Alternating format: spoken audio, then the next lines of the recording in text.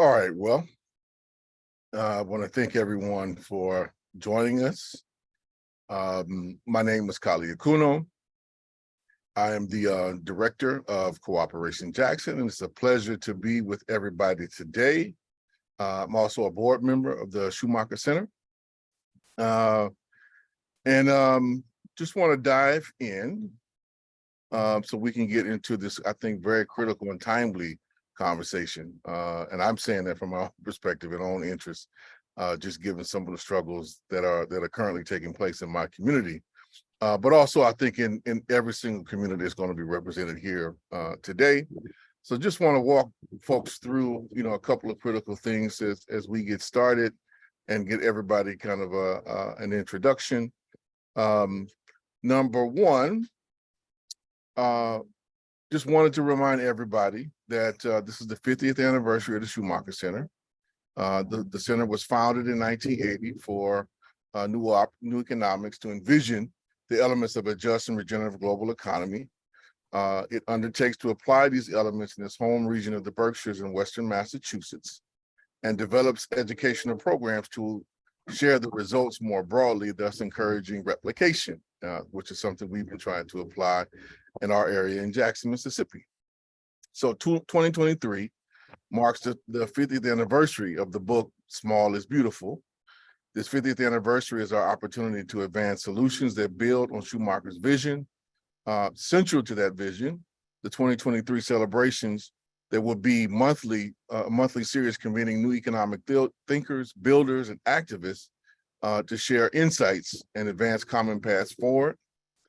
These conversations bring together change makers from a range of fields whose work is actively shaping a small is beautiful future focused around key themes and fields of activism, online conversation, and creating actionable pathways toward a just and regenerative planet. So today, to start it off, we're starting with the theme of making reparations and seeding a just future. There is a growing recognition, just to get us started off, that the prevailing economic system is holding back collective agendas for a habitable planet and a fair distribution of wealth. Realizing the extent to which the dominant system remains rooted in legacies of colonial violence and slavery, addressing the systemic injustice of racism and colonialism remain essential elements of a just and regenerative future. Today's panelists are folks who are at the forefront of efforts to publicly reckon with the systemic injustice and repair their harms. Each participant represents a particular approach to reparations arrived at through community activism in a context of place.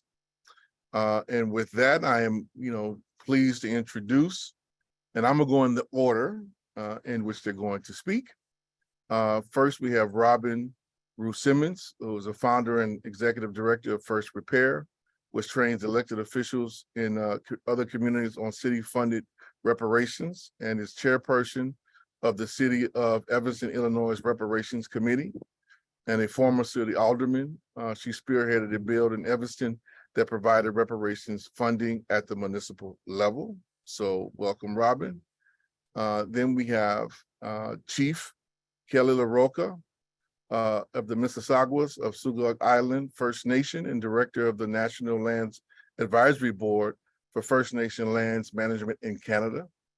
Acting on behalf of the Scucog Island First Nation, Chief Kelly successfully obtained reparation funding from the Canadian government. And Chief Kelly, if I've massacred anything in there in terms of pronunciation, please forgive my education in the United States. And then finally, we have Winona LaDuke, who's a Ojibwe activist, economist, environmentalist, Native American organizer, and co-founder of Honor the Earth. She created a community land trust structure to regather lost Ojibwe land at the White Earth Land Recovery Project, and is using donated funds to repurchase land. So these are our panelists for today. How we're going to do it, just start off first with Robin, and each panelist will have 10 minutes to offer some introductory remarks. And then we'll go into some conversation between panelists. And then we'll have a question and answer period. And we'll be going for about, I would say, close to an hour and a half. So about a little bit more than an hour and some change at this rate. So without further ado, I just want to turn it over to Robin. And I'll just give you a reminder of the time so we can try to stay a little bit disciplined to facilitate, the most participation as possible. So Robin, turn it over to you. Thank you. Thank you so much. And I have a timer on so I don't go over as we all get passionate about this topic. Sometimes it's difficult to rein it in. So I am Robin, and I am grateful to be in community with each of you. So grateful for this invitation and this timely discussion as mentioned. Just like everyone here, our community had incredible disparities, racial disparities. And we live in a community, Evanston, Illinois. It is a beautiful tree-lined city, lakefront community, small city, 75,000 or so, known for its diversity and inclusion. But what we aren't known for outside of our city is our racial segregation. And so while we have celebrated and been celebrated for diversity and inclusion, we were not doing enough to deal with the racial divide, a racial gap of, at that time when I led the passing of reparations, $50,000 household income between Black and white Evanstonians. That income has since widened, a life expectancy gap of 13 years. And these numbers aren't unique to our city. Other cities that we work with have 30-year life expectancy gap between Black and white communities. That's Chicago, Illinois. Other communities have $200,000 different household income between Black and white community. That's Boston. But in my role as a councilwoman, I knew it was my responsibility to do everything that I could within my purview and ability as a leader in a home rule municipality to bring repair for years and years, centuries, over a century, and generations of anti-Blackness in our city. We led with a report in 2019 that gave a narrative. It gave the facts, the history, the legislation that was anti-Black. Specifically, I want to lift up anti-Black housing and zoning laws that were so extreme that they restricted the Black community to live in one part of the city. Is where I was born and raised. It's where I've raised my family. I live there today, the west end of the 5th Ward. And then that community was later and continually disinvested in ways of stripping a neighborhood school, access to healthcare, still currently today not having access to healthy food, being a designated food desert, not having the same air quality as other communities, the same environmental assets, deteriorating housing stock. The list goes on and on. As a Black community, we weren't having the same life experience or livability as the rest of Evanston, and reparations were in order. Reparations are in order, not just at a congressional level as we fight for HR 40, as we have since 1989 when it was introduced by Rep. Conyers, not just for the crimes of the transatlantic slave trade and its legacies and vestiges, but also what has happened in local levels. And we're going to hear more about that from my colleagues later today. But there are local crimes and egregious acts that are happening historically and today, every day. And in 2019, I made the introduction that we begin a path to reparations for Black Evanston. We do it with a legislative action, one that was funded, not another ceremony, not another proclamation without a budget, not another commitment without a plan, but with a legislation that was funded and one that we could measure its outcomes. And so in 2019, we passed a reparations resolution 126R19. You can learn more about that at the City of Evanston /reparations. cityofelvanston.org/reparations. And that did a few things. It established a reparations committee. It committed our first $10 million of our cannabis sales tax to fund reparations. And it prioritized our reparations remedies. And it's important to note that our priorities were based on a community engagement process that happened over several months in 2019. Our priorities are housing, economic development, and educational initiatives. Disclaimer, that is not all the repair that is due Black folks in Evanston, but it is in the purview of the city of Evanston. And so while we work in Evanston, we are also holding accountable other institutions in town that have been accomplices to anti-Blackness to do their part towards repair. Our local university, Northwestern University, healthcare system, school districts, industries, foundations should be joining in the case for repair. I want to shout out our interfaith community that has done an incredible job as an ally community in being a companion to the legislation in Evanston in making a commitment to reparations.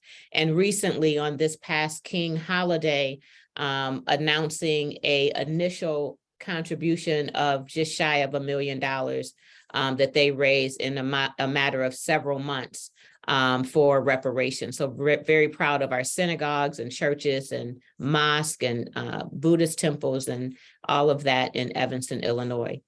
And so we have begun our work. We have started with housing. We have begun dispersing our benefits, which are a $25,000 direct benefit to build wealth through home equity. And we have added an additional $10 million to this commitment recently through real estate transfer taxes. And we're looking for additional revenue sources, knowing that this is not enough. We have criticism sometimes that what we're doing is not enough. That's a false debate. I completely agree. If we were to settle our reparations commitment at this point, but this is a step, it's a tangible step. It's one that we are seeing incredible outcomes from, not just in the $25,000 of wealth, but also in how it's changed hearts and minds in our city, how it has changed the values of some of our institutions in town, namely our local community foundation, our philanthropic hub, and other individual foundations, and even institutions like our school district. A big win for our city is recently our District 65 passed returning a school to the Black community that had been stripped away a couple generations ago, passed by or failed actually an attempt for referendum, failed other community attempts to restore a neighborhood school, and now we have it coming back, so we're real excited about that. We've been learning from other communities, learning from other initiatives. I look to learn today from my colleagues that are on this panel about how we can strengthen our work in Evanston. But what we're doing right now, a little bit about First Repair, is since I left office, I served for 4 years on my city council.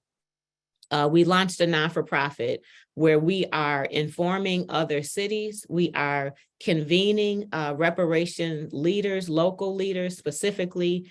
We are looking to synchronize our efforts to strengthen the case for repair and eventually get a federal initiative for reparations.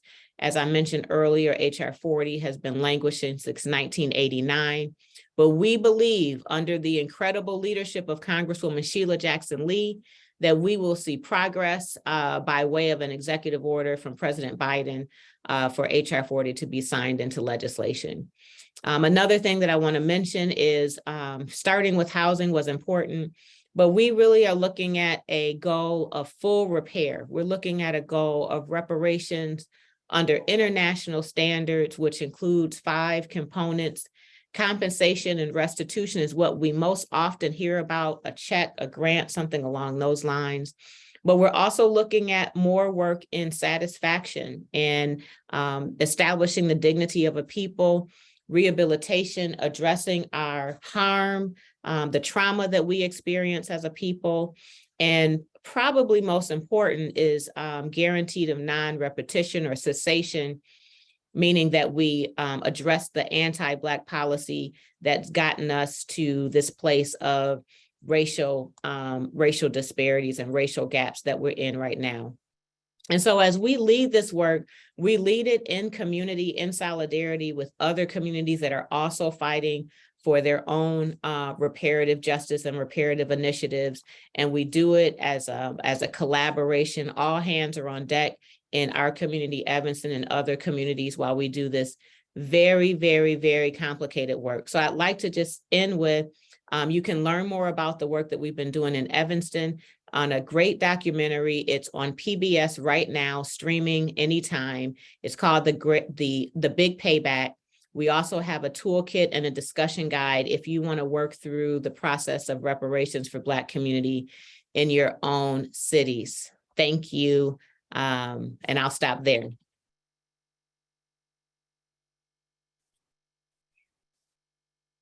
All right, thank you, Robin. Now we want to go to Chief Kelly. Great, thank you.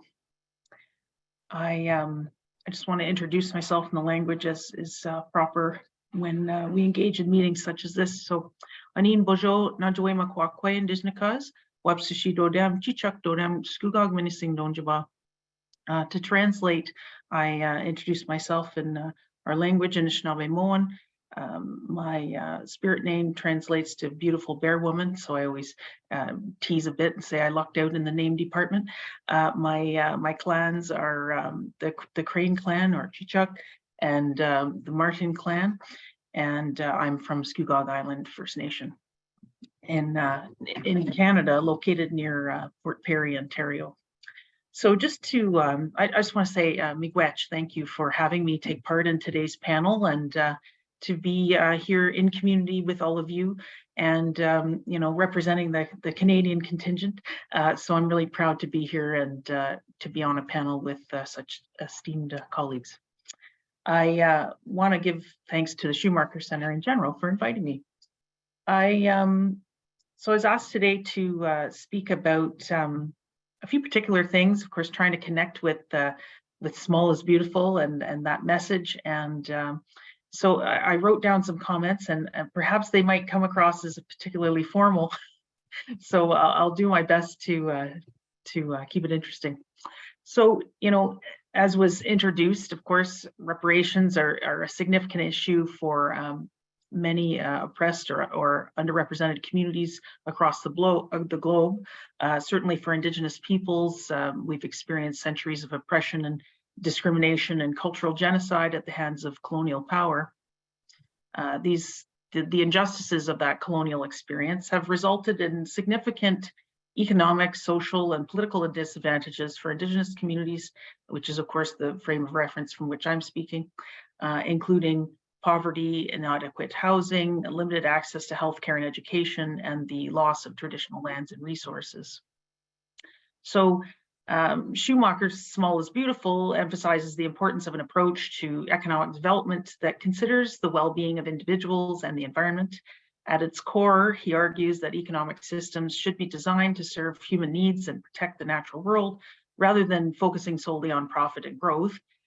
This approach, in my view, is particularly relevant to the issue of reparations for Indigenous peoples, as it highlights the need to consider the long-term well-being of these communities rather than short-term economic gains as the planet is plundered in the name of progress.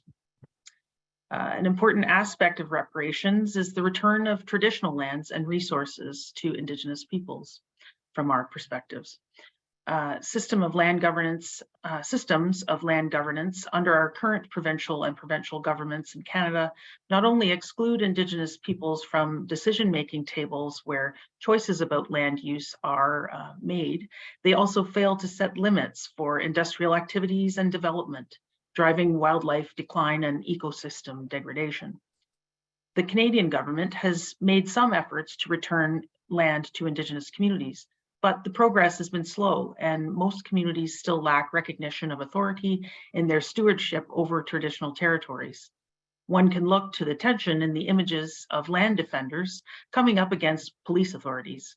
Both are employing their own systems of law, but each uphold different things that are dear to their core values. So, going forward, we must design a process towards change making that can result in something other than the overrepresentation of Indigenous peoples within the criminal justice system. So to speak a little bit about my community where I'm from, the Mississaugas of Scucog Island First Nation, we are a tiny community, tiny First Nation in southern Ontario. We're about an hour and a half northeast of the city of Toronto, so a major metropolitan center. And we have been, by comparison, I guess, to other First Nations within the province and across the country, we've been relatively fortunate in that we have had opportunities to build economy based on our place, based on our space, that other communities just don't have if they're far north or more remote. I say we live on an island. It's actually more of a peninsula, so there is a causeway coming on and off the island. And because we're so close to a major metropolitan center, we have had opportunities for economic development, particularly in the gaming sector, which of course, raises some challenges, certainly raises eyebrows as well, but has given us an opportunity to, I guess, use gaming as an anchor business for our community to then have other offshoot business that, in our view, promotes greater community health and wellness and community growth and capacity building. From Scugog's perspective, I know Kelly had mentioned that we had achieved reparations from the federal government. We, Scucog First Nation, had entered into various treaty agreements with the Ontario and federal governments. We entered into pre-Confederation treaty agreements prior to the creation of Canada, prior to Confederation, and those treaty agreements are numerous. We ended up, through those treaty agreements, engaging in hunting and fishing activity that we felt was unfettered and in accordance with those treaties. However, going forward, post-Confederation in 1923, we signed on to a treaty agreement. It's called the Williams Treaties of 1923. And basically 7 communities signed on to 2 identical treaties called the Williams Treaties.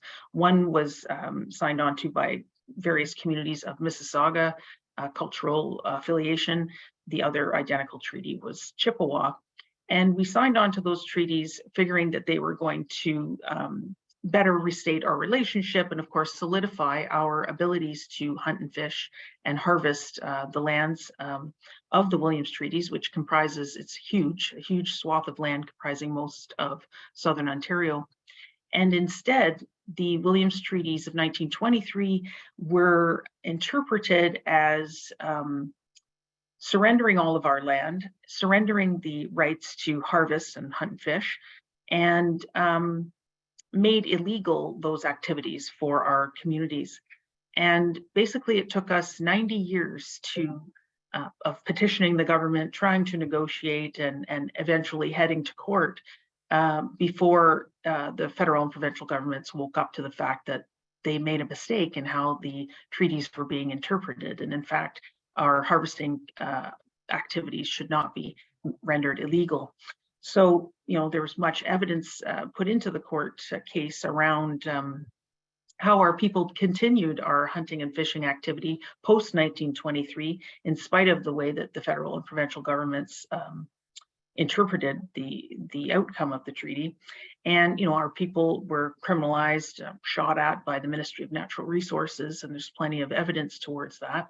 And in light of all of that, on sort of the eve of the court decision, the federal and provincial governments decided to engage in settlement discussions with the Williams Treaties First Nations. So we had a very tight timeline. It was a 1-year process, which you can imagine for such a major claim, that is a tight schedule. We ended up settling on the eve of the writ dropping for our provincial election.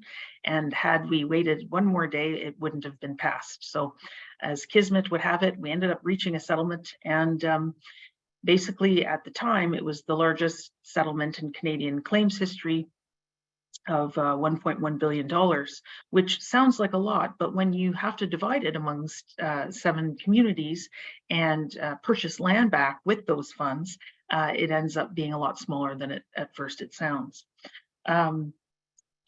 What I guess my experience in that process has, as I always like to point out, we feel very grateful to have come forward and come to a settlement on that process. However,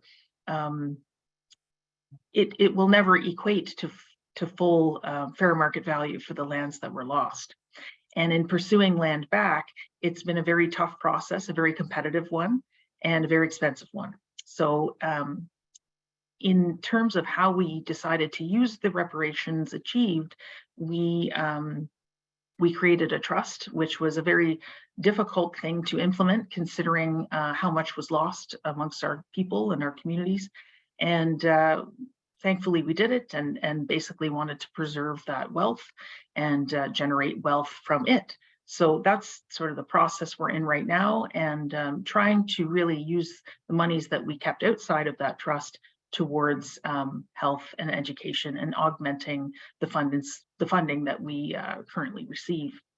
So, I could speak to that more fully in the conversations we have on the panel afterwards, but suffice to say, we've really focused on how do we achieve self-sustainability as a community, and how do we determine our future and try and move towards autonomy. So I look forward to speaking more about that, but suffice to say, we've looked at other community initiatives such as food sovereignty, energy, taking part in energy projects that promote the self-sustainability of our community and our autonomy, and again, focusing on health, education, and cultural reclamation. So I'm very proud of that for our community.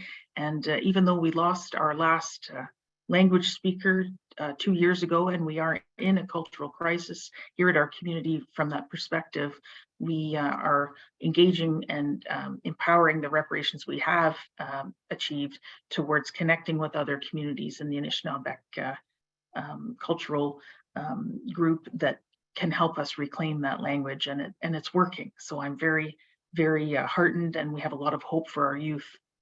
But reparations for Indigenous peoples, just to close off, it involves addressing the economic and social disadvantages that Indigenous communities face. It basically can be understood as economic reconciliation, in other words. Schumacher's idea of economics as if people mattered emphasizes the importance of economic systems that prioritize the well-being of individuals rather than solely pursuing growth and profits for its own sake. Focus is required for strategies that address poverty, unemployment, inadequate access to healthcare and education. This may involve developing economic opportunities that are appropriate to the local context, such as agriculture or energy initiatives, rather than, say, imposing large-scale resource extraction industries that do not benefit the independence and sustainability of the local communities and their values. Just to close off quickly, although our goals are often defined and articulated by, say, my own community's differences, collaboration really is in our DNA. So our inherent collaboration really underscores our resilience as agents of change. Collaboration was essential to our survival and is essential to our resilience going forward. This does not mean that we spend our time chasing solidarity, but instead to achieve consensus requires the need to collaborate in our problem solving and sit in that discomfort sometimes.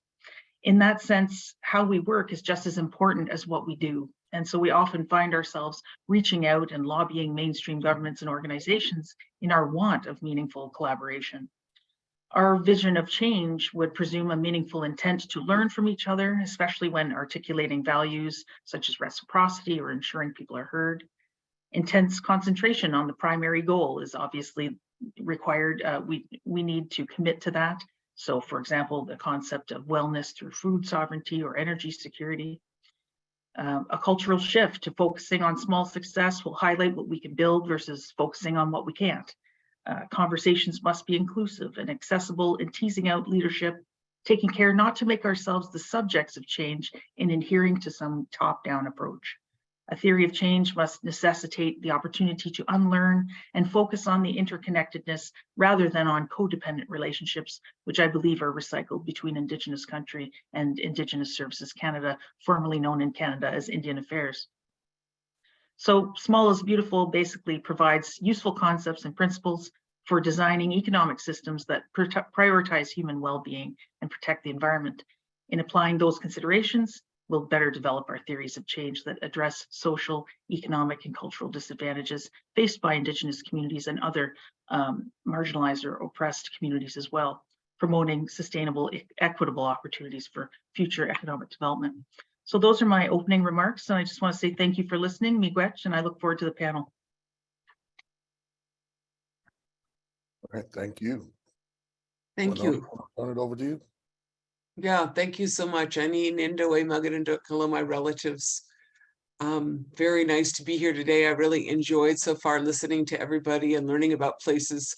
You know, I have been up by Mississauga territory or Anishinaabe territory, but I haven't been to some of the other territories that are here. And, you know, first I just want to say something briefly. Like they started talking about people have land acknowledgements at like colleges and you know, I'm super pleased about that. But you know what someone pointed out to me is that a lot of times they're acknowledging people who've just all been wiped out that aren't there anymore. And then, you know, sometimes you do a land acknowledgement and then you know, say, I want to acknowledge that we stole this land, but then the university continues to do the same behavior. Whether it is gentrification or appropriation, more things, you know. I just want to say land acknowledgements, like reparations is what I'm more interested in than land acknowledgements because of that. I'm going to show you a couple pictures from my village. Now, hopefully I haven't messed this up here with my fabulous. Okay, now how's that? Did that work? Can someone give me like a thumbs up? Like, yeah, you got it? You got it, Okay. Rob. Okay, thank you. Look here, this is a little bit of my, let me see if I got this here. Okay, I'm just gonna go through this quick. Look, long time ago, we made this treaty, one dish, one food. And that's because it was made like around where Kelly's from, that territory, but it was between the Haudenosaunee, the Six Nations, and the Anishinaabe. And this is a wampum belt that recorded this agreement. And the agreement said, we all eat from one dish. We all eat from one dish. And so we should take care of the dish.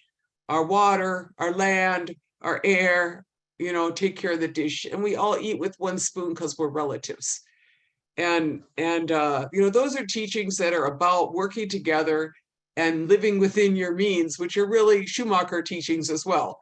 And I feel like that I just, you know, so I think about this because this is what we need to get back to is this kind of agreement. Now, oh no, I just lost my entire PowerPoint here. Let me see what I got here. That's very funny. Well, you know, what I was going to say here, hold on a second. Why? I need somebody who's under 20 in here or something. I'm going to show you a few pictures of my village is what I really want to do. So, you know, the work that we are doing up there. So I spend most of my life trying to, I want to say, get back our land, but it's really Inda-Kingamin. It's really the land to which the people belong. It's not my land or your land. Aking means the land to which the people belong. And I think that that construct in itself is kind of an important construct because, you know, we become people who want to talk about, you know, land and private property up everything. And seems like we just kind of are making a mess with that one. But, you know, in my territory, you know, and you know, I think it's important for us to not have, I guess you call it like ecological amnesia. You know, Americans got a really good case of amnesia generally, but the idea is that you know, we have a history of it being a good world here, and a lot of people don't know that history, the history of what it was like when you could drink the water from every river, when there was 50 million buffalo, when there was 10,000 varieties of corn, and when there was tremendous, you know, biodiversity and wild rice, which still exists, you know, throughout our territory. And don't forget that, because that's how you live. And the people who lived there for 10,000 years didn't live in a way that took all the water and kept it from the plants, and didn't live in a way where they took more than they needed, because we had a covenant, which is how you relate to each other and the land, is with this agreement that you take care of that which is around you. And so, you know, where there was 50 million buffalo today, there's about 28 million cattle, and those guys are pretty unsustainable. They need fossil fuels, they need feedlots and all kind of nasty CAFOs, you know. So, you know, keep the way it is, and remember that there is biodiversity still. Like on a worldwide scale, the fact is that the biodiversity that exists in the world is really where we live. Like where we live, we have wild rice, monomen. It's the only place in the world that grows. And that wild rice, it grows on lakes and rivers, and all you got to do is take care of your lakes and rivers. Now, the remaining, you know, biodiversity in the world is with Indigenous people. We're about 4% of the world's population and 75% of the world's biodiversity. So we got to take care of those places.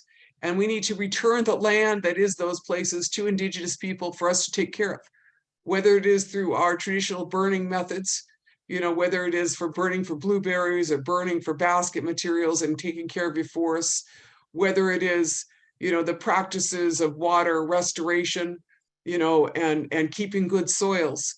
So, you know, I had some slides, I can't figure out how to show them, but look, you know, we need to protect those areas and make sure that Native people keep those places. And so we battle over that.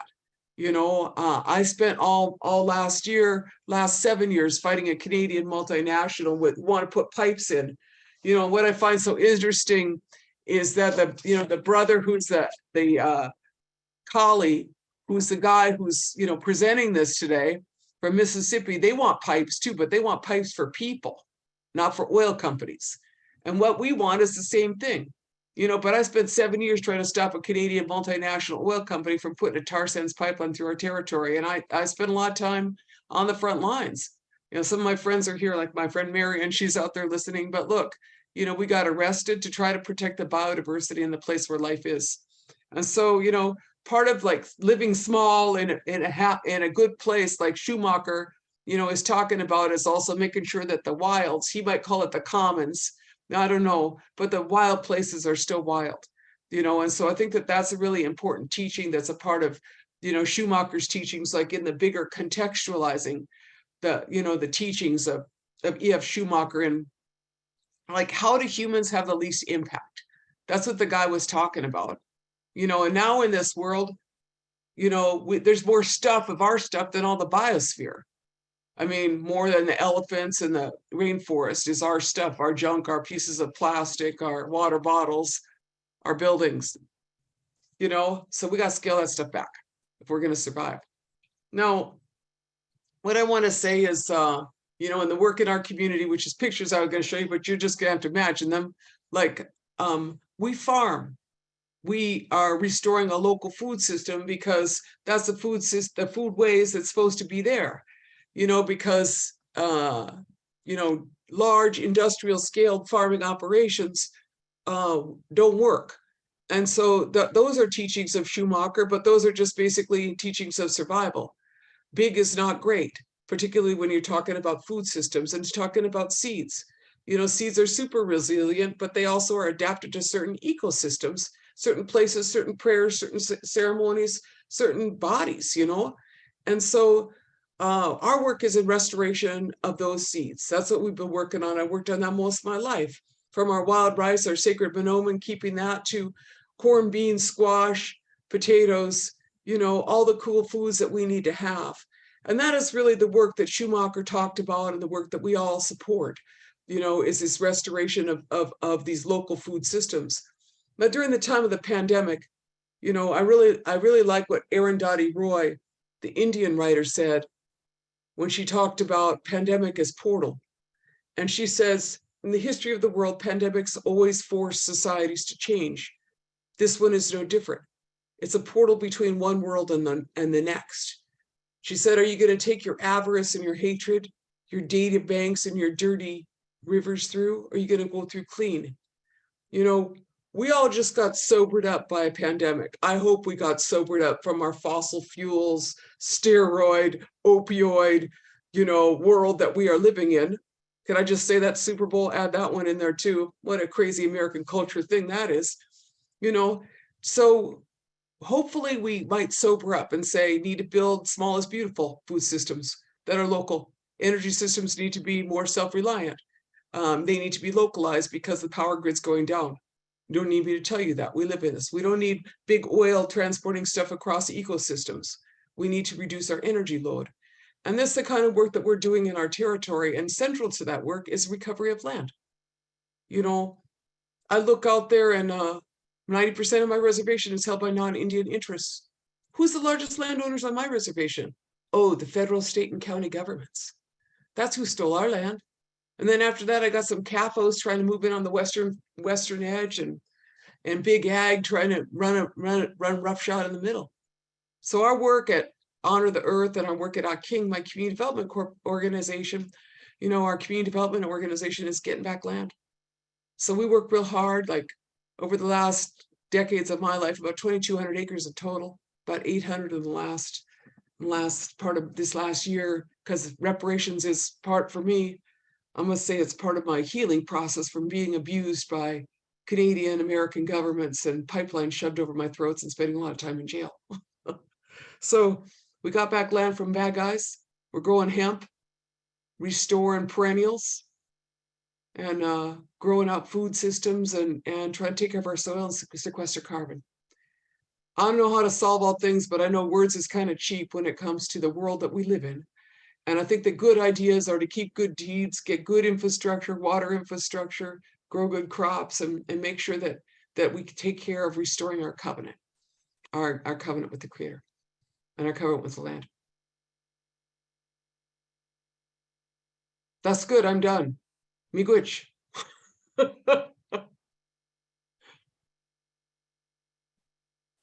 Now, I really apologize. I didn't have a clock and I couldn't get my slides to go, as y'all saw. So anyway. I think we're all good. So this next portion is the conversation between us, right? So I want to just first start off and see if any one of you has a question for one of the others as to, how this work kind of came about, where you think it stands.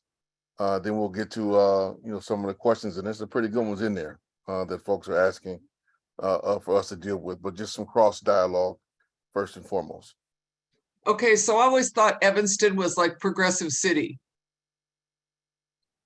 Doesn't look like it is progressive city. So what's interesting is it absolutely is a progressive city. It's a Democrat city. We have a nonpartisan form of government, but it's probably everyone on the council is a member of the local Democratic Party. But even still, we have those racial gaps. And so that's what's happening. We're having way too much ceremony about progressive values and diversity and proclamations and other actions that don't come with outcomes. And so yes, Evanston is progressive, and it's all of the above, and it is diverse. Diverse means it's still predominantly white and affluent, but there is a 15% Black community and other people of color as well. No, I'm really glad you're doing that work up there. I know there's been some good allies at Northwestern generally for the progressive movements, and certainly. So hopefully they could do something with all them brains and money. Well, I'll say that there's some good allies in their independent individual roles at the university, but the university has remained silent on the matter of reparations to date. So I'm encouraged that they are going to be having a screening of the Big Payback, which is going to at least begin a conversation around reparations, but we want to get to conversations about even repair within the institution itself.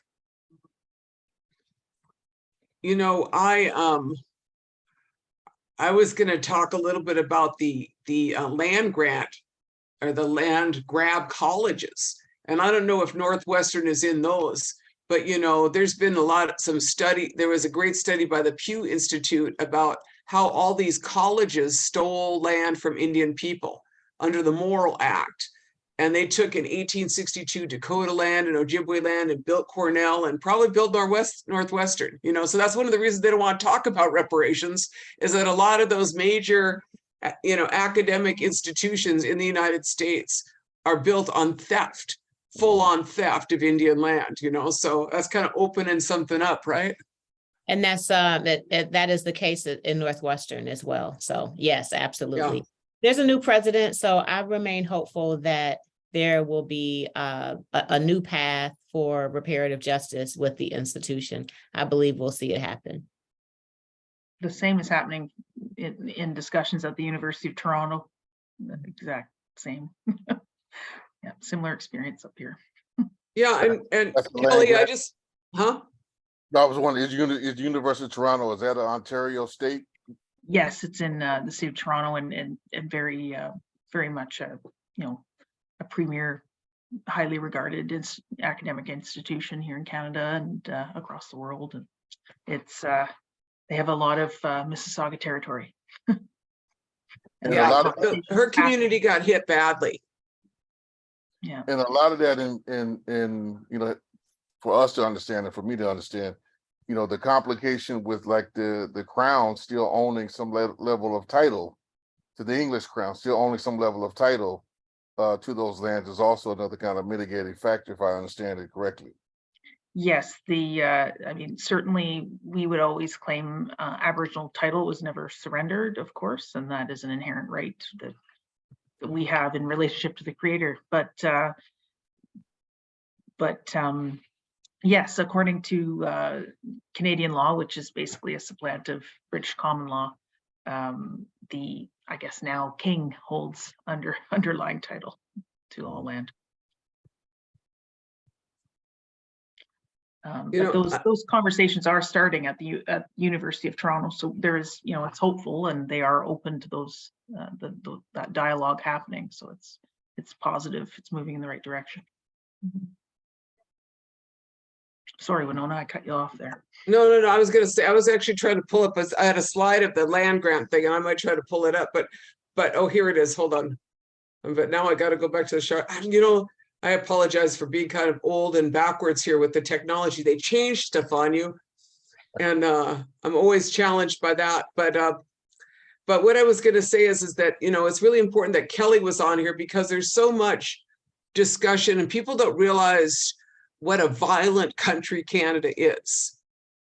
And, you know, I mean, I just feel like that, you know, between the residential school, just genocide full on against Indigenous people, to these universities stealing and continuing government policies, and then Canadian multinationals which commit human rights violations in Africa and South America.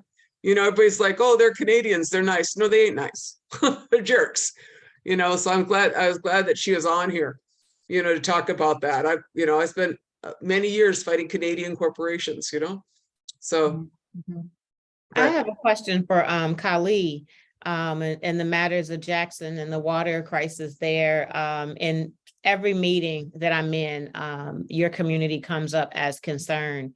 And even last night in a Black mayoral forum that was happening, what can we do? I know that we're all, you know, fighting our own cases for our own community outside of Jackson. What can we do as allies and supporters to support the efforts there that you're leading? Well, I'm gonna be real with you and with everybody. Number one, we need folks in your own communities to start getting ahead of these kind of demolition struggles that are coming your way, right? The infrastructure of the United States everywhere is collapsing.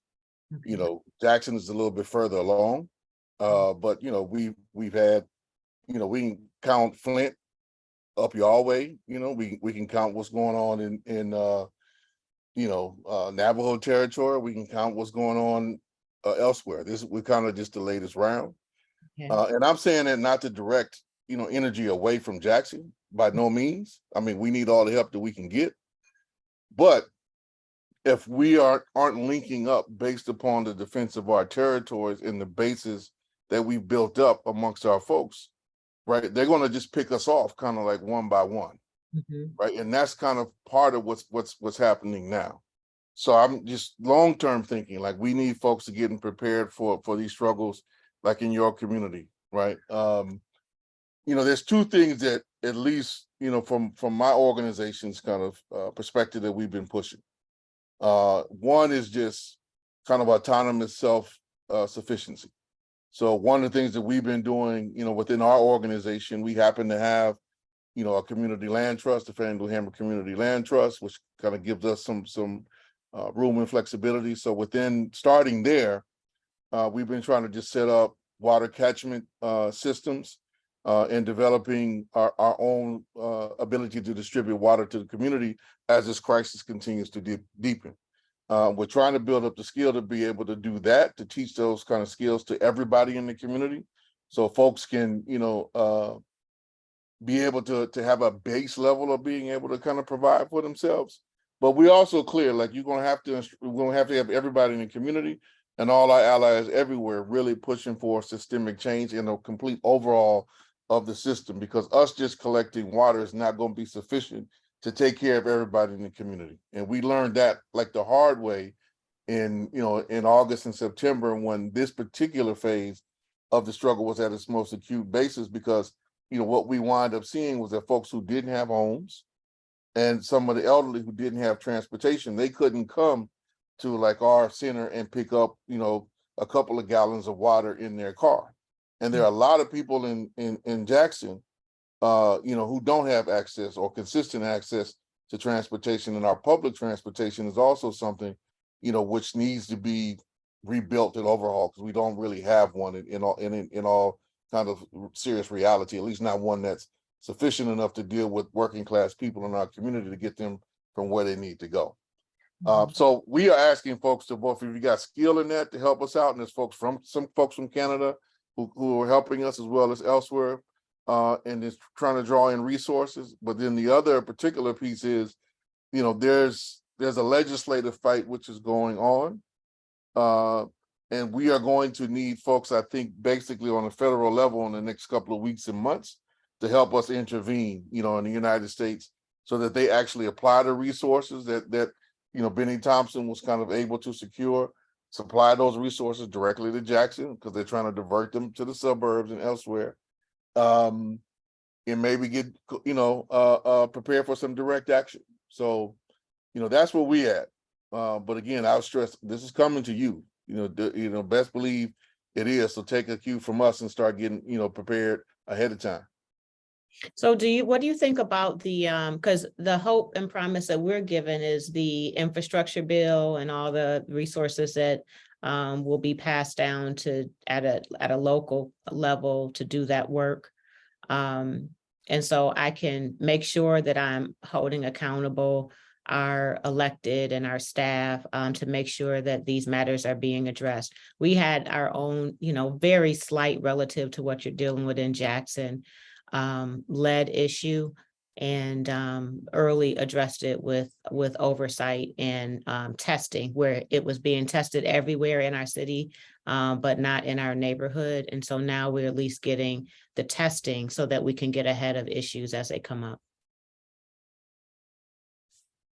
Yeah, well, just one thing, then there's a question, I see a couple of things let's move into the questions. I want folks to just understand, Robin, as you brought it up, the water is opened up, the water crisis is opened up a larger crisis in Jackson. Mm-hmm. With the water just being kind of a foundational issue for, just the open forces of white supremacy to try to dismantle Jackson. So there's a series of bills right now which are literally stripping the city of its autonomies, or attempting to strip the city of its autonomies, and creating, basically, apartheid style Bantustans, these special carve outs, this capital corridor bill, that folks might want to look up if you have some time, which basically just creates a white city within a city unto itself, with its own courts, its own police, its own kind of ability to determine where resources goes, that will be controlled by the governor and the lieutenant governor, not by the people of Jackson. So this is part of an overall program, a continuing, ongoing land grab program. Because what they're trying to do in Jackson, I want everybody to be clear, you know, it's a progressive city, similar to what you were saying and what you guys were asking, because of the nature of its population. Jackson is over 80% Black. And if they can remove us from this, you know, from the city and the concentration that we have, they change the politics. And that's the ultimate aim and objective, right? Is to get rid of, you know, this particular community, its politics as a basis of resistance, so they can just kind of do what they want to do. You know, and this, one of the things that we kind of highlight is this is part of the ongoing process of colonization. It's not like that stopped That's in right. any form or fashion. That's an ongoing process, and this is just another round of it. Thank you. Well, Nona, there was a question I know that came about asking if you could say more about how you all are getting land and the land back. Like, is that personal transfers? Is it, you know, from state institutions? You know, how is that working and operating? Well, right now we've been purchasing with the help of generous donors, you know, and the first place that we purchased, you know, after the battle with Enbridge, our most recent battle, was the land that they had purchased, Enbridge had purchased surrounding our office and farm. They surrounded us on two sides so that they could conduct surveillance on us. And so we purchased that land because I didn't want them as a neighbor. And then we purchased the former Carnegie Library. You know what a Carnegie Library is? That's like the big libraries they have in rural areas. Like you probably have one by you someplace, like in Jackson or something, right? Well, anyway, they purchased that and turned it into their office. And so we just purchased it to turn it into a museum of the North. We could say a museum of the deep North, but we call it Giwadenong. So that's been a lot of our work, but you know, I'm all ready to roll up my sleeves and ask the feds, the state and the county government, and you know, a lot of other people, they could just support, you know, they don't even live there. You know, they could return land to us. We take care of it. Aking, AKIING, that's our land trust. So farming it, but you know, the only compensation for land is land. That's what Oren Lyons always said. I just wondered, Winona, what was your experience sort of internally and externally with the community as when towards the creation of your community land trust? Was there consultation, disagreement? What were your challenges there? Well, you mean the non-Indian community up there? The settler colonialism community? Did I just say that? Internal or external, like to your Indigenous community or externally? You know, the Indigenous community is pretty excited about it by and large, you know, and we're doing some work also in some other places, and people are like, yeah, that's good. We should get that land back so we could do our ceremonies and grow our food. I mean, it's not like we're hoarding it. You know, it's more like we're growing food and opening up museums. So that's good. Yeah. You know, and I think that a lot of the non-Indians, there's some haters. It's always going to be haters, you know, and so they're busy hating on us and hating on, yeah, whatever. But, you know, a lot of people they see the reason, you know, and are happy. You know, they know that we are right. You know, we did the right thing or we do the right thing. And so I think a lot of people in my area, I think some people want a way out of the system that they were forced into of white privilege and hating and settler colonialism, and they want to do something better. And so giving people in a rural area opportunity to work together to protect the water, that seems to, you know, be an interest for a lot of people. And people have been supporting us on the land back, you know, because of that too, you know, so I feel like, you know, I feel good about our work, particularly also our hemp work, growing hemp out, you know, it's a solution to a lot of things, materials economy and all. But, you know, so I see what, you know, is going on and, you know, particularly with our brother from down south, because you're from a more, well, I guess it's not so rural, but I feel like it's rural where you live. Do you guys, you live in a city, yeah? No? Yes, by Mississippi standards, yes. I say that Right. because I'm from Los Angeles, or originally. That's a really big city. Yeah. So it's not like that, All right, not like that, but well, I guess to me, one of the things that is really like I would taking from this was kind of also these issues of infrastructure and who owns the infrastructure. Because in a city like in Evanston or wherever it is where they, I mean, in all these cities where there's such disparities, we should all have good water, right? Right, that's right. But folks, in the interest of time, we got a ton of questions. Oh yeah, let's get them. So I want to move us in that direction. Oh, we got 41 questions. Holy buckets, now I'm embarrassed. Go through that. And folks, just know we may not be able to get to every single question, just the interest of time, but we will definitely try to go through them. So I'm gonna start up at the top with the question from Michael about might a new revenue flow come from reasonable limits on legal fees? It said the legal I'm up for that. I think lawyers make way too much money, particularly on a lot of these native land claims cases or land cases. The single hardest legal fees are that, and the native people are still living in destitute poverty and don't have their dang land. So for sure, lawyers could cap it. People could quit being so greedy. I don't know if anybody else wants to say something about that, but I'll second that motion. I'm a lawyer by trade in my former life, and yes, I would agree. Access to justice is a huge problem, and quite frankly, the fee schedules are outrageous. So, and when you think, in Canada anyway, I think it was illegal to hire legal counsel for Indigenous claims up until I think 1960. Or to raise money towards them. So it's pretty grotesque, and certainly the fees keep a lot of people out, quite frankly, out of the conversation. So I would agree with that. Robin, I think there's a question from you, moving on from Anthony. What will be the sources for reparations for African American communities? Who will finance the full repair reparations to these communities?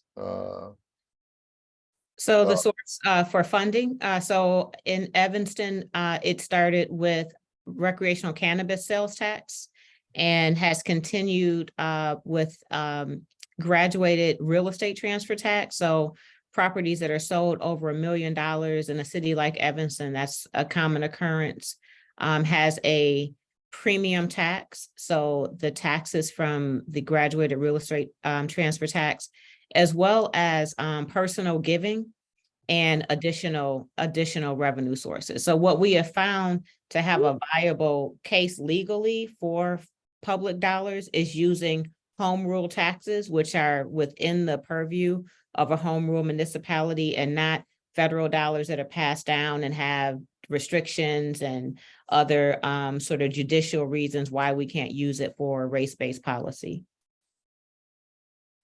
And then Winona and Chief Kelly, I think building on that, Anthony also asked, will returning land to Indigenous nations plus cash to rebuild from the damage of colonization be a potential source of reparations? If I might just interject first, I guess I think it's a very slow incremental start. I mean, quite frankly, autonomy is part of that equation, and being able to self-determine and make decisions and be autonomous.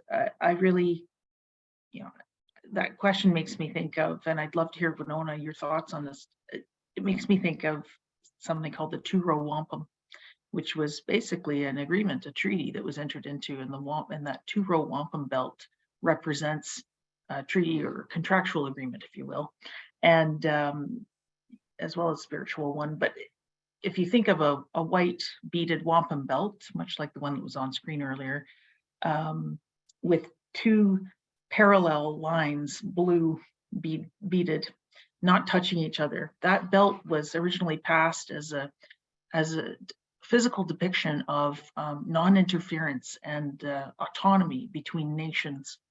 And, kind of symbolizing two canoes going down a river, but neither interfering with the other. And in the same space, but respecting and not interfering with the other. And I think that given the density that in which we all live, population density, and being in the same river now, what happens if a canoe tips over? Are there reverberations felt with the other?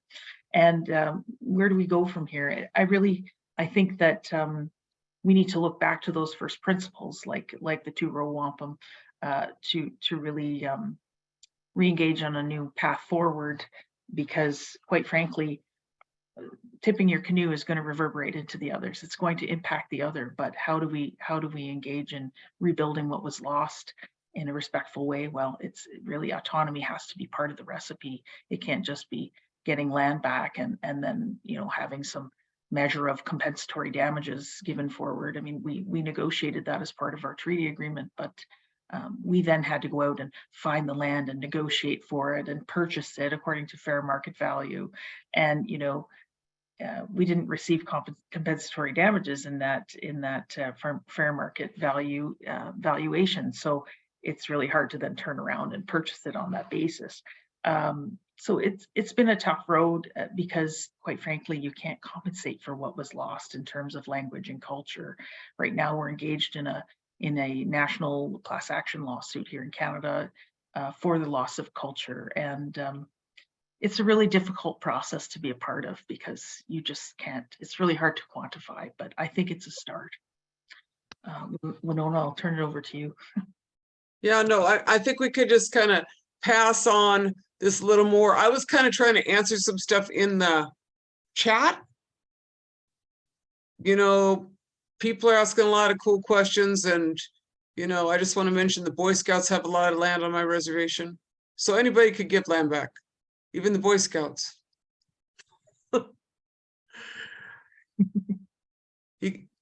What were some of the other questions that were up there? I just kind of started trying to respond to some of them. I mean, there's a couple of good ones. I mean, let me see. One of them from Angela kind of addresses the point that you made, Chief Kelly, about donations at like purchasing at market price. There's another one, in addition to reparations being made by institutions at all levels, what do you think about reparations look like by individuals and communities in need of various forms of repair? There's a question from Paula. I'm just going to say something. We can maybe, interest of time, like maybe answer a couple of them all together.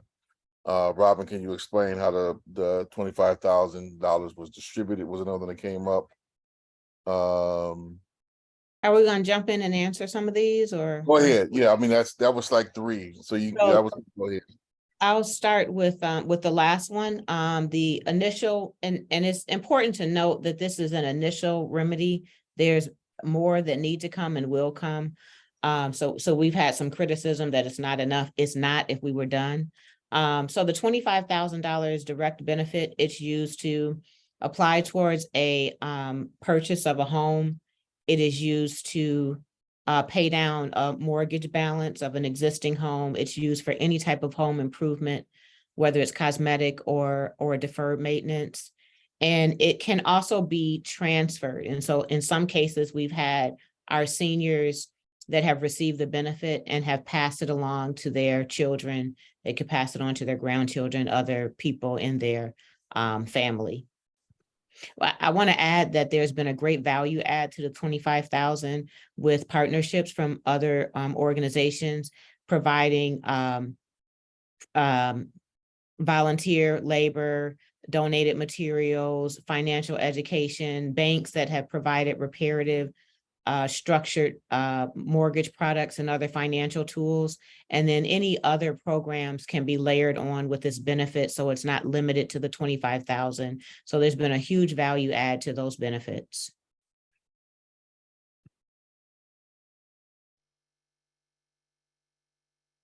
Here's one that I think we need to open up, and probably needs to be a conversation. unto itself. So there's a question that came in. Can you speak to collaborations for reparative justice between Native communities and Black communities? I for one, just offer my own personal perspective. We aren't coming at this in a joint perspective yet, like in a joint movement, but I think we have to in order to get to where we need to go. I think in terms of, and I'm gonna state it as my objective, it doesn't have to be one that anybody else agrees with, but dismantling these settler colonial projects, right? And creating new ways and new systems of relation that don't have to do with these institutions called the United States government or the Crown government of Canada. But there's work between our communities and our peoples, I think, that we have to do in terms of first having deeper and better relationships, and then I think moving from there and not have relationships that are mediated by settler communities, by white communities, just being frank, but direct people to people and community to community engagement. That's my 2 cents on where to begin. I think in order to how we build a political social movement that has the strength and capacity to get us where we need to go. I just want to say, we have kind of an interesting project in our area on we raised halal goats. What am I talking about? Why am I talking to you about this? Because we have a really large immigrant community that has moved into Minnesota, and their preferred food would be halal goats. And they're all coming from really far away, like New Zealand. And, that's like a really bad equation, if you understand what I'm saying, in a lot of ways. So we want to rebuild like a solidarity food system. I call it the post-Pillsbury food economy. So to me, there's a lot of ways to do work together to get back land, and then there's ways to build, collaborations, right? That are between our communities that make better food and better life and small energy projects. And you know what I'm saying? I mean, the kind of things that Schumacher historically advocated for build resilience in our communities. And certainly reparations is foundational, but the infrastructure that you carry on from there is also pretty significant.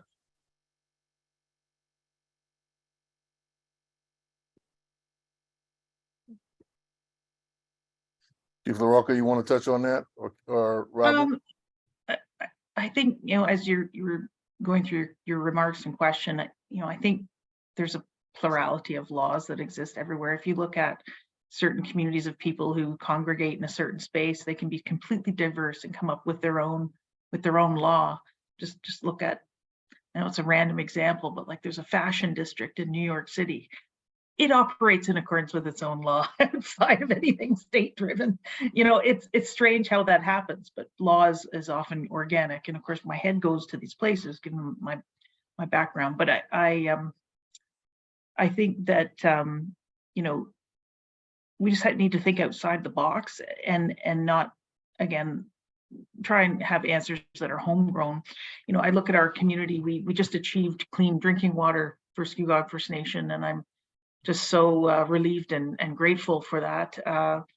And the irony is our local island residents that are non-Indigenous and outside of our reserve boundaries per se, they are begging us to treat their water and help them.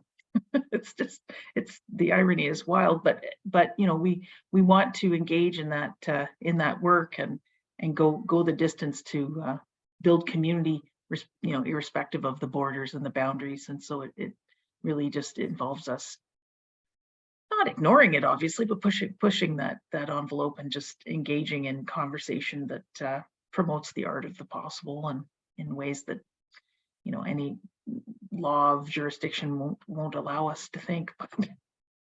You just have to just go for it, quite frankly. And so I'm looking forward to treating their water one day soon.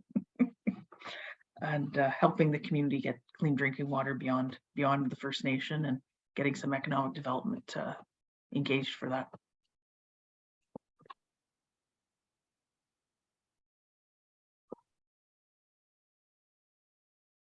Let me see if there's a couple of, Robin, if you want to touch on that, let us know. Sure. I mean, just quickly, I think we do exactly what we're doing here today. We have very different, not so much very different, but we have different goals of repair. The harm has been different. And I think that we continue being in community with one another and supporting our independent initiatives for repair, but that they are independent initiatives. And I feel very strongly about that, while also our biggest community partners are allies. So that's not divisive. It's not to say that I don't very much care and have fought and been an advocate outside of the case for Black reparations. But I do think our justice claims are different, but we can learn from one another's efforts, milestones, history, and we can apply it in our own cases while continuing in solidarity with one another. I don't think that they are to be a joint claim. I don't believe that they are to be a joint claim. Can I just add quickly that we've had here in Canada, we've had a lot of, I guess, synergy with the Black community and trying to build that ally relationship and just keeping lines of communication open and supporting each other and because information, while it's so readily available over the internet, sometimes the real detail isn't. So it's really good to keep those lines of communication and channels open, whether formally or informally, and we're often trying to promote that relationship here in Durham Region, which is the regional government in and around where we live, and have great relationships with the Black community. So I'm really proud of that, and I know they are too. I want to add one example of that. The HR 40 bill introduced in 1989 was informed by the Civil Liberties Act and reparations for Japanese internment. And so that's something, an example of how learnings from an ally community was able to be applied in a case for Black reparations. I always like how, I mean, it's a long haul, America doesn't even say it's sorry very well. Right. It's like, not really. It's kind of like dealing with a 5-year-old boy. Like, can you say you're sorry? You know what I'm saying? America doesn't do that. Right. And so getting to reparations from not saying sorry, and then you had that Trump guy in there, you know what I'm saying? So it's going to take a while. I know that they wouldn't even apologize for the Wounded Knee massacre. I was like, wait, you gave 43 medals of honor for that one, but you won't apologize, right? So any steps towards reparations, towards justice, I uphold my hands, on that. And I also see that there are places like the city of Eureka gave back land to the Wiyot people, Indian Island, where they basically massacred all those people. They just got that land back. Maine, there's some older families, older Yankee families returning land. You know what I'm saying is, like, you can do the right thing. And so I'm seeing more and more of it. And I think that, healing really for both, it's just like what you learned from the ANC. I remember Desmond Tutu is talking about in his book that, it's for it's both for the victim and the perpetrator. Mm-hmm. That's what reparations is. It's for the victim and the perpetrator. I was in I was actually teaching a class yesterday, and one of my colleagues co-presenting said, I appreciate it. Reparations is a gift to America, a gift for them to,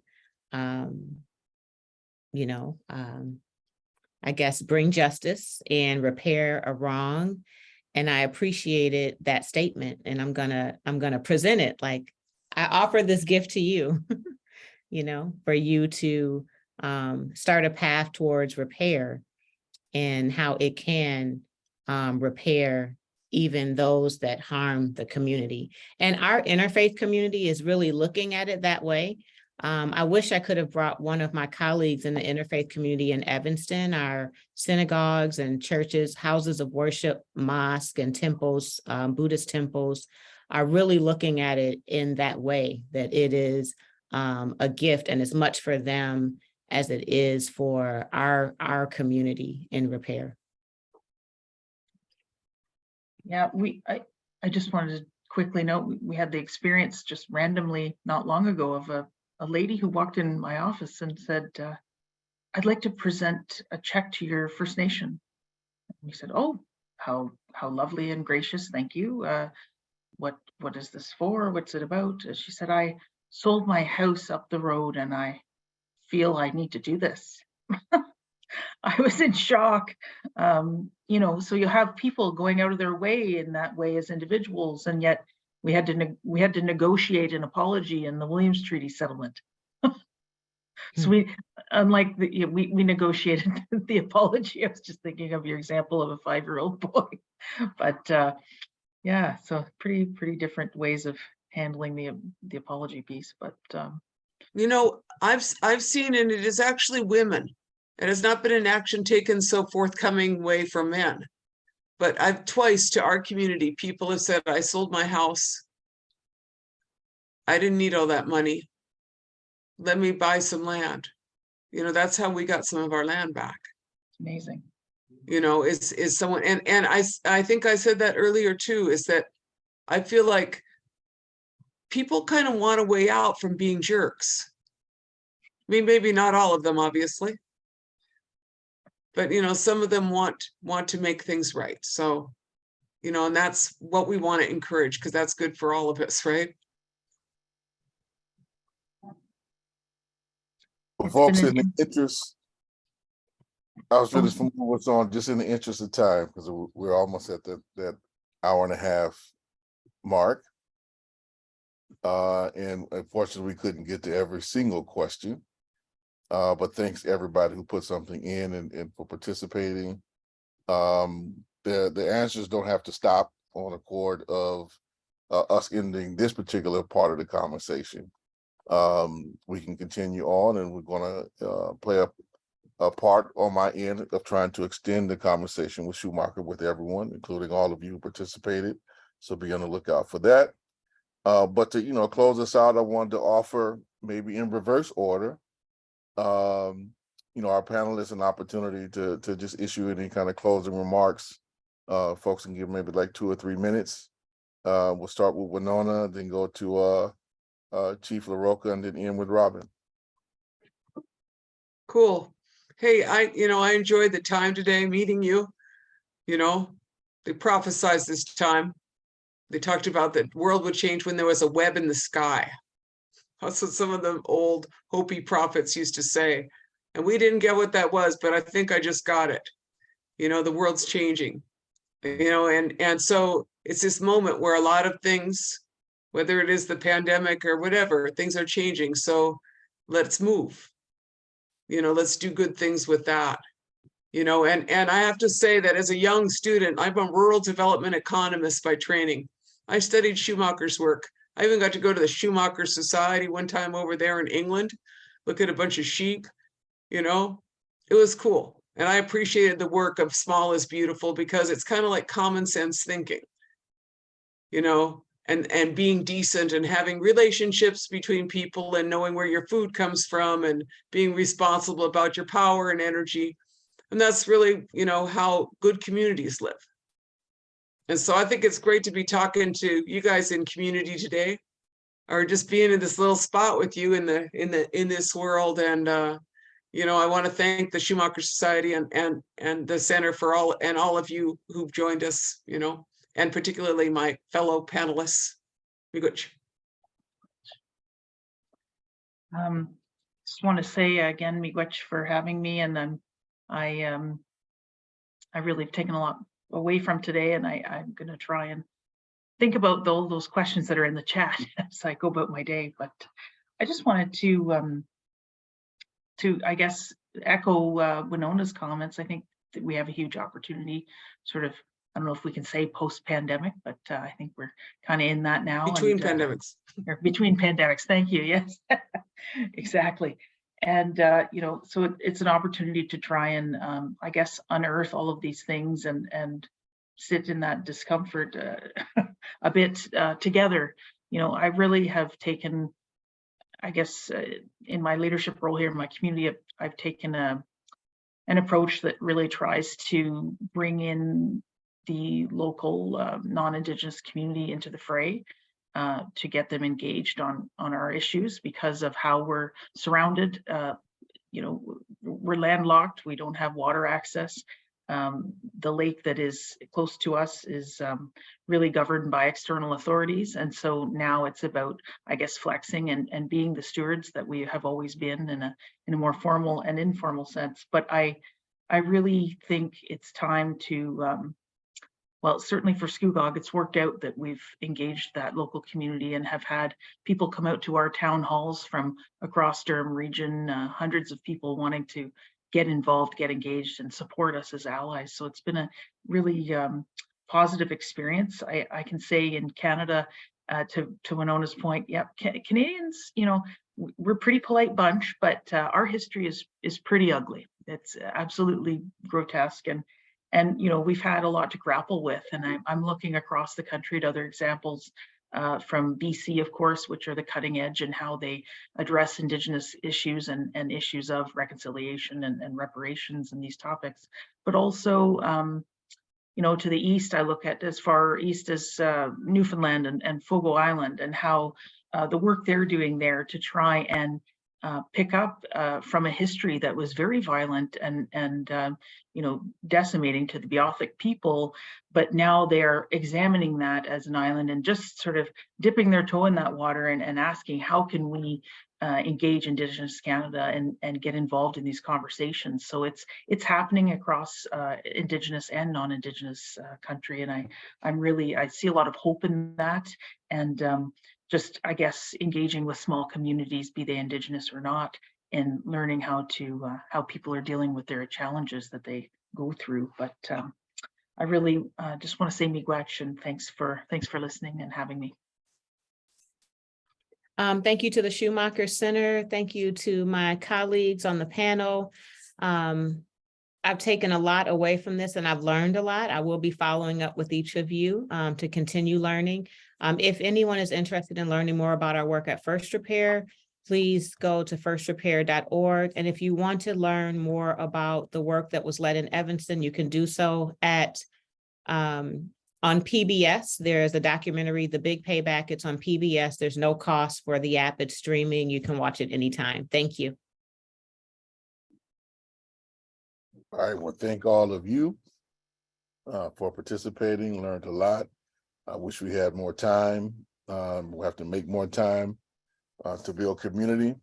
But just want to extend to everyone, definitely continue to join us as we continue to celebrate the 50th years anniversary of the Schumacher Center. Our next panel is going to be on March 16th. The theme is localizing production, community supporting industry. And the panelists will include Zita Cobb, Michael Partis, and Michael Schumann. So be on the lookout for that. Hopefully everybody can get registered and pass the information on to others in your community to continue to learn, spread the knowledge, and build a community. And we just want to thank everybody, for participating, and see you in the whirlwind. Miigwech. Miigwech.